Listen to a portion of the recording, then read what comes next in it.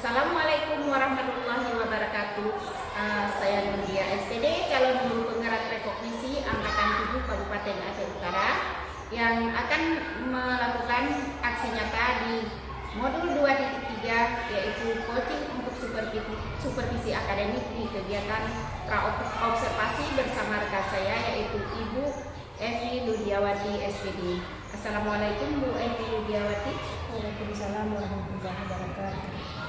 Izinnya Ibu atas waktunya terkait itu kegiatan praobservasi dalam kegiatan supervisi akademik. Ya, gimana Bu? Mengganggu waktunya? Tidak, alhamdulillah ya Bu Evi ya. Ibu Evi, sebagaimana kita ketahui tujuan daripada supervisi ini yaitu untuk peningkatan mutu pendidikan atau kompetensi guru ya, Ibu ya.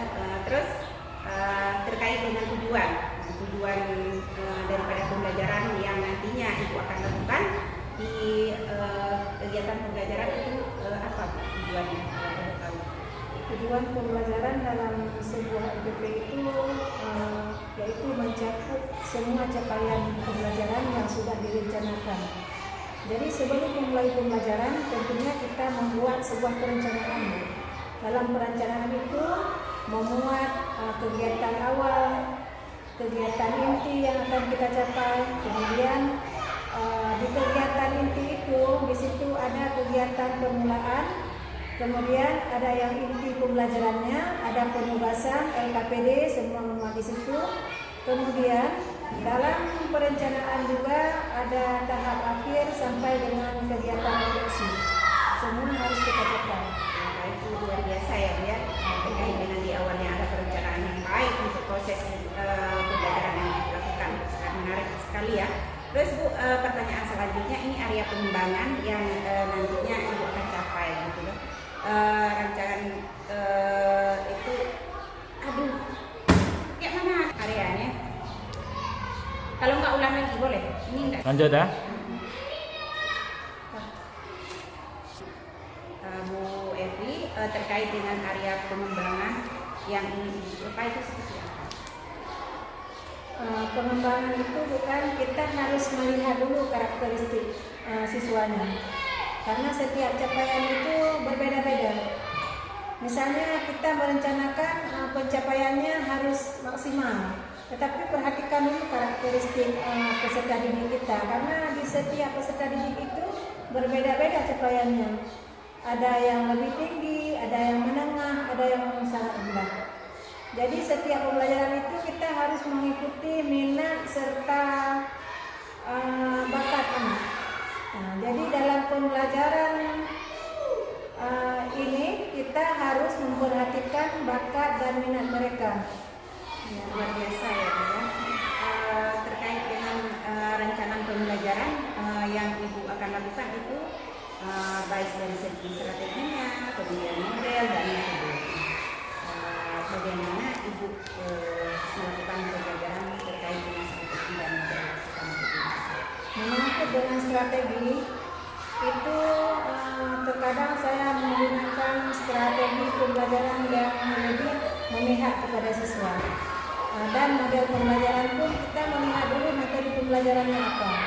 Kalau sekarang saya lebih menerapkan strategi model pembelajaran project based learning. Karena di setiap project based learning siswanya lebih aktif bekerja. Sementara kalau cuma menulis saja mereka lebih banyak mengganggu temannya. Dan di project based learning ini lebih memiliki keunggulan, misalnya mereka lebih aktif bekerja dan menghasilkan produk yang berkualitas. Misalnya membuat karangan ataupun menciptakan sebuah puisi sederhana, mereka akan bekerja dengan totalitas yang tinggi. Terus strategi ya, terkait dengan strategi. Terus modelnya Bu? Model?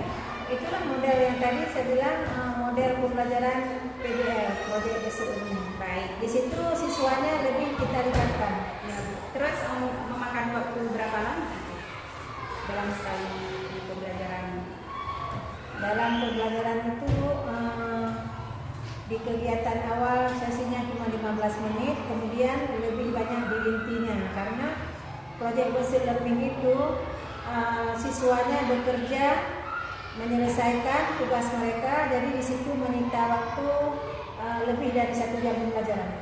Baik Bu Evi, terkait dengan media pembelajaran yang digunakan pada saat proses Media pembelajaran yang saya gunakan itu variatif, tergantung dari tema pembelajarannya. Misalnya tema pembelajarannya tentang tanaman, kami membawa media langsung tanaman hidup ke kelas.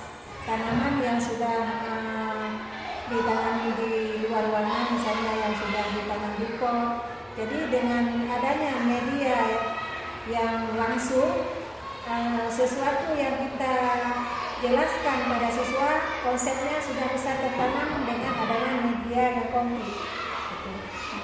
Terkait dengan pembelajaran dengan tema lain, itu tergantung sesuai dengan tema kita berikan alat peraganya ke media. Artinya di sini Ibu pada saat melakukan proses pembelajaran, Ibu membawa benda nyata ya. Iya. Jadi anak-anak di sini nggak menghayal ya. Iya. Luar biasa Bu Evia pembelajaran yang dilakukan. Terus waktu ini ya Bu ya, istilahnya Ibu kan punya rencana ini ya kan.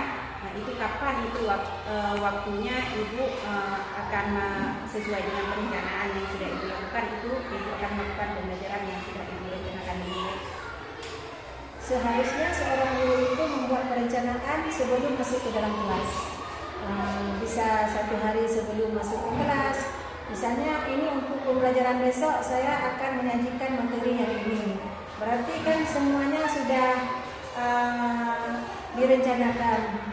Jadi pembelajarannya pun nanti akan tercapai dengan efektif, dengan maksimal. Karena sebuah perencanaan ini tidak bisa dibuat secara mendadak. Jadi menurut saya itu perencanaan itu harus dibuat dengan sebaik mungkin.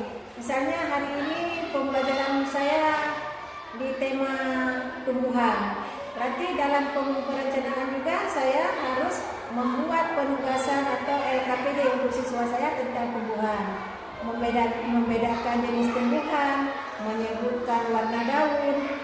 Kemudian saya juga membawa media seperti yang kita bicarakan tadi sesuai dengan tema yang saya sebutkan untuk hari ini. Ini Ibu kan izin karena nanti saya akan melakukan supervisi pada saat Ibu mengajar ya.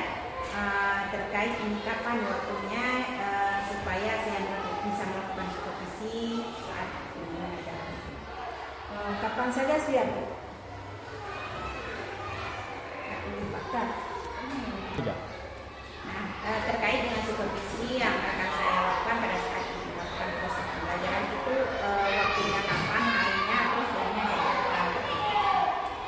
Alhamdulillah besok Ibu bisa mengadakan supervisi di kelas saya. Besok hari Selasa tanggal 30 jam 8. Baik Ibu Evi, besok saya akan melakukan supervisi pada saat Ibu melakukan pembelajaran ya Bu ya.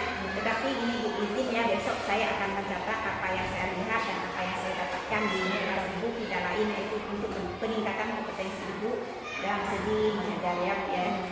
Terus dari percakapan kita dari awal sampai dengan sekarang itu apa yang Ibu dapatkan dari hasil percakapan kita hari ini? Yaitu pembelajaran berdiferensiasi yang lebih berpihak kepada siswa, baik itu dalam menyalurkan bakat, minat ataupun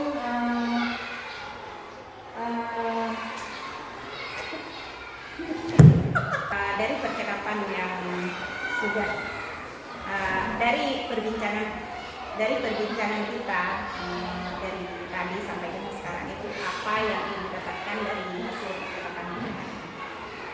menurut saya setelah saya berbicara dengan Ibu, pembelajaran berdiferensiasi itu sangat memihak kepada siswa. Karena di situ saya bisa melihat kesiapan siswa dalam mengikuti pembelajaran. Kemudian di situ juga bisa saya menerapkan pembelajaran sesuai dengan bakat dan minat mereka. Baik Bu Evi, terima kasih untuk hari ini. Insya Allah